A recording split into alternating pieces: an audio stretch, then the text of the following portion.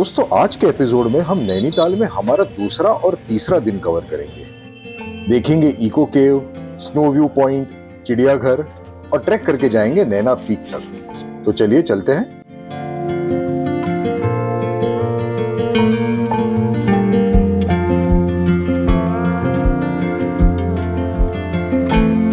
Eco केव हमारे hotel से बिल्कुल लग के था, इसलिए शुरुआत वहीं से की जाएगी।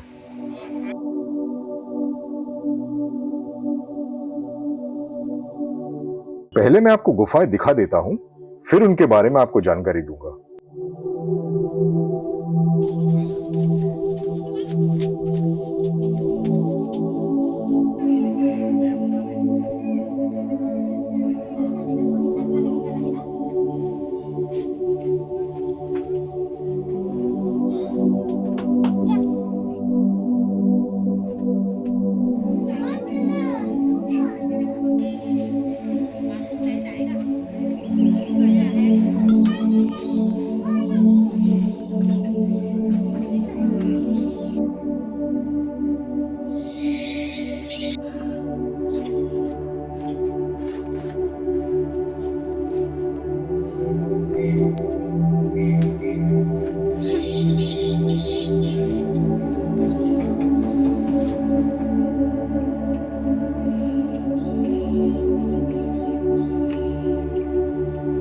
तो हमारी गुफाओं की यात्रा खत्म हो चुकी है।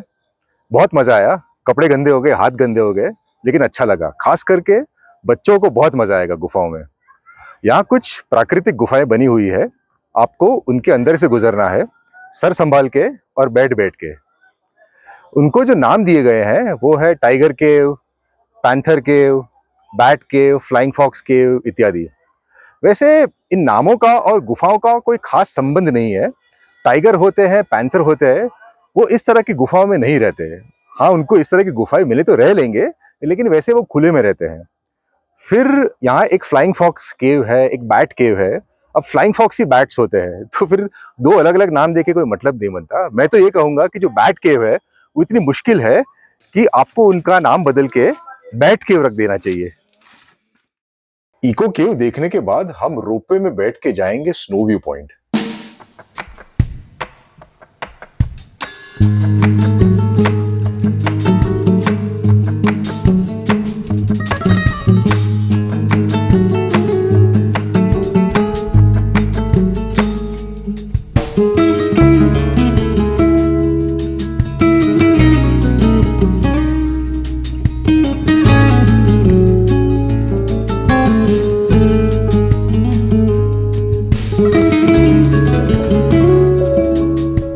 ऊपर पूरा एक टूरिस्ट जोन बना हुआ है, जहां आपको हर तरह की दुकान और मनोरंजन के साधन मिल जाएंगे।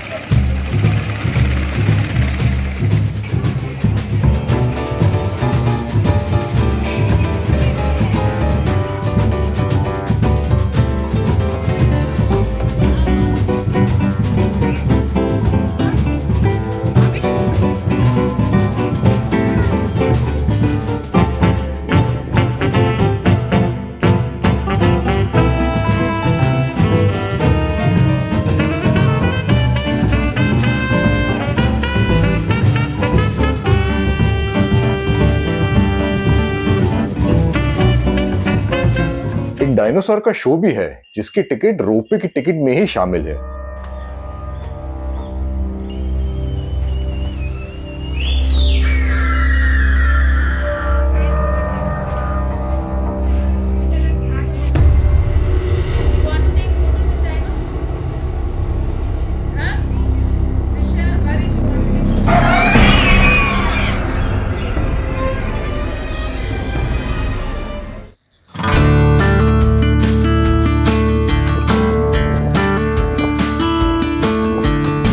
इन व्यू पॉइंट्स की तकलीफ ये होती है कि आपकी किस्मत अच्छी होनी चाहिए और बादलों का साथ।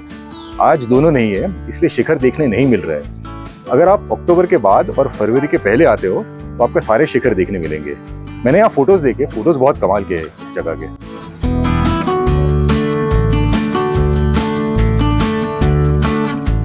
और हाँ, अगर रोपवे में आपको ऊपर नहीं आना है तो ऊपर गाड़ी भी आती है।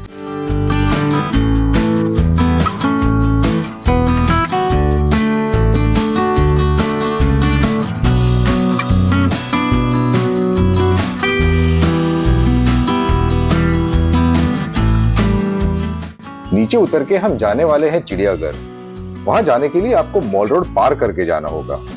नीचे पहुंच के आपको शेयरिंग ई रिक्शा की कतार में लग जाना है। मॉल रोड पार करने के लिए आपको इससे सस्ता वाहन नहीं मिलेगा।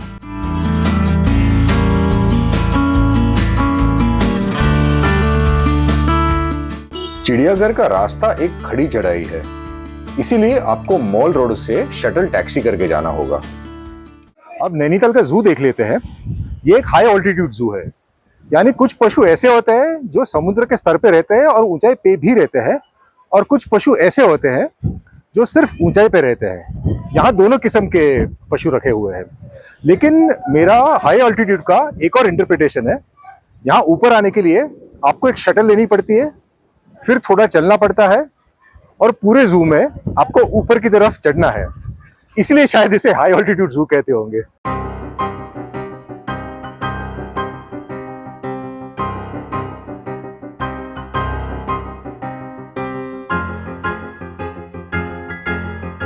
जो थोड़ी हिम्मत रख के ऊपर तक चढ़ के जाएंगे, उन्हें अच्छे पशुओं के दर्शन होंगे।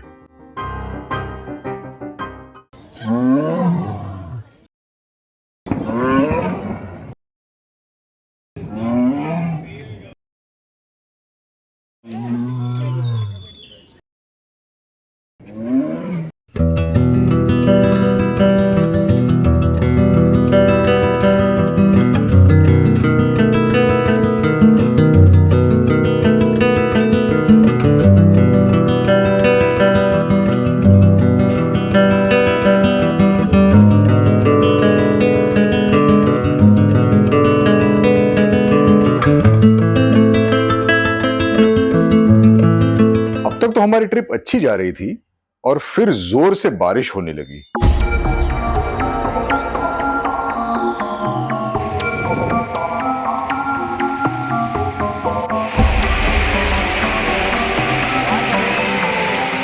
और बूंदों के साथ मुफ्त मिले ओले।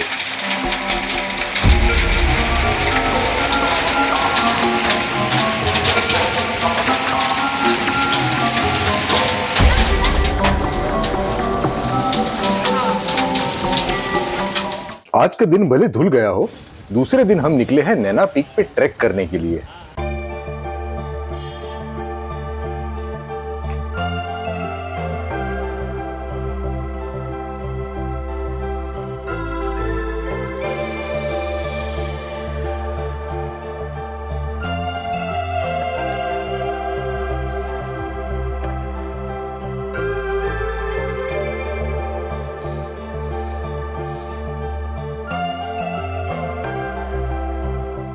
डेढ़ किलोमीटर ऊपर आके आपको एक ऐसा बोर्ड दिखेगा। आपकी दाएं तरफ का रास्ता किलबेरी जाता है। नीचे से ऊपर तक का ये 7 किलोमीटर का ट्रैक है। यहाँ कोई व्यू पॉइंट नहीं है, लोग सिर्फ पंछी देखने जाते हैं गाइड के साथ। हमें शौक तो है, लेकिन आज टाइम नहीं है। शाम को काठ गोदाम से ट्रेन पकड़नी है, इसलिए हम जाने वाले हैं बाई तरफ व्यू पॉइंट देखने।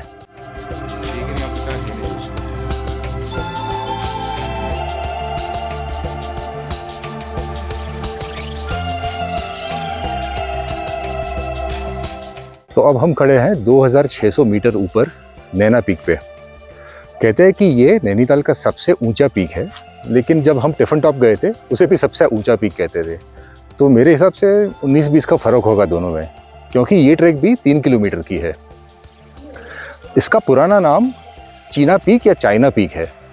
स्थानीय लोग इसे आज भी चाइना पीक ही कहते हैं, लेकिन हुआ यूँ कि 1962 की लड़ाई के बाद चाइना के साथ मनमुटाव हो गया, इसलिए इसका नाम बदल के नैना पीक रख दिया।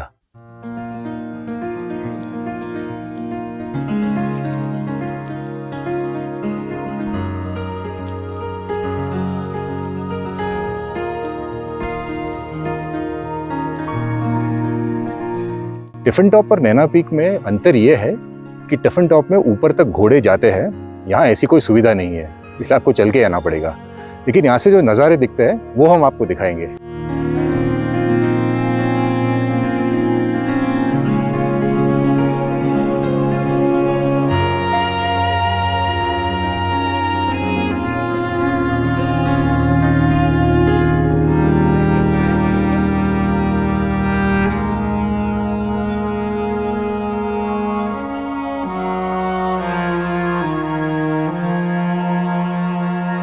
ट्रैक के बाद हम गए औरोबिंदो आश्रम, लेकिन यह पर्यटकों के लिए कुछ खास देखने जैसा नहीं है।